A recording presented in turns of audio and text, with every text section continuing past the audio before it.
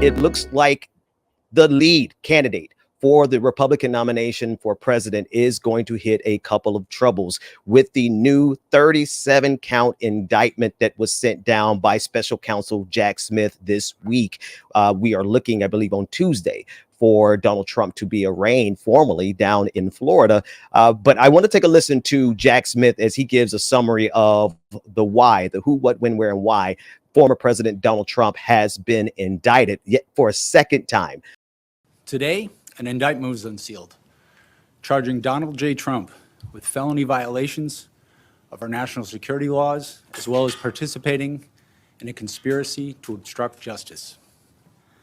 This indictment was voted by a grand jury of citizens in the Southern District of Florida, and I invite everyone to read it in full to understand the scope and the gravity of the crimes charged. Our laws that protect national defense information are critical to the safety and security of the United States, and they must be enforced. Violations of those laws put our country at risk. We have one set of laws in this country, and they apply to everyone. Applying those laws, collecting facts, that's what determines the outcome of an investigation. Nothing more and nothing less. It's very important for me to note that the defendants in this case must be presumed innocent until proven guilty beyond a reasonable doubt in a court of law. To that end, my office will seek a speedy trial in this matter, consistent with the public interest and the rights of the accused. We very much look forward to presenting our case to a jury of citizens in the Southern District of Florida. That was federal special counsel Jack Smith as he laid out the 49-page document with 37 federal charges against Donald Trump. 31 of the charges relate to violations under the Espionage Act, which criminalizes unauthorized possession of national defense information. Each charge under the act carries a 10-year maximum sentence. 6 other charges pertain to Trump's alleged scheme to hide the documents as federal authorities launch an investigation. 2 more accuse the ex-president of making false statements to investigators.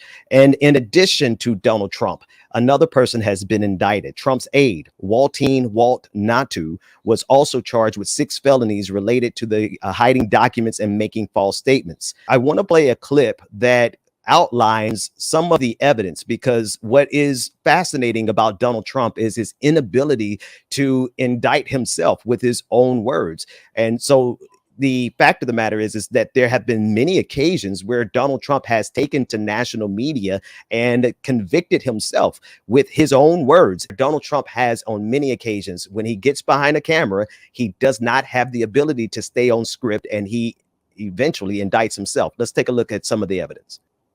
Going to enforce all laws concerning the protection of classified information.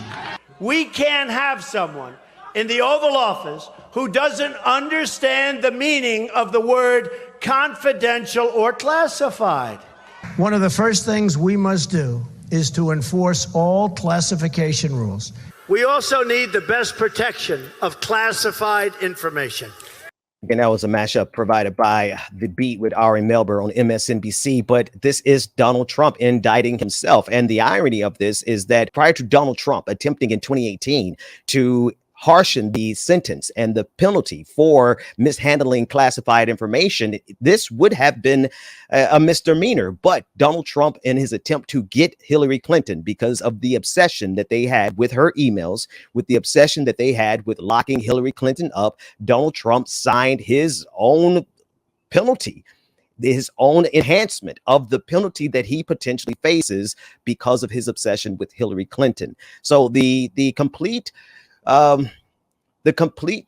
full circleness of this indictment is almost laughable. It is the height of irony to see that the former president of the United States has backed himself into a corner, not only with his language when he made appearances, but also with the law that he signed in an attempt to get Hillary Clinton. That law is potentially coming back to bite him in the behind. Now, Jack Smith said that they're looking to have a speedy trial. And we'll get into the politics of this momentarily, but in a lot of ways, this this does help the Republican Party. And if this trial goes and Donald Trump gets off, this is absolutely going to be a help to his campaign for president. Now, that said, however this plays out, Donald Trump is not above the law. And this is really what so many conservatives around the country are asking this country to do. They're asking this country to completely ignore the fact that Donald Trump was laughably careless and intentionally deceptive with national security documents. Now, whether this reaches to a level for conservatives where they're willing to turn on Donald Trump, very few have been willing to.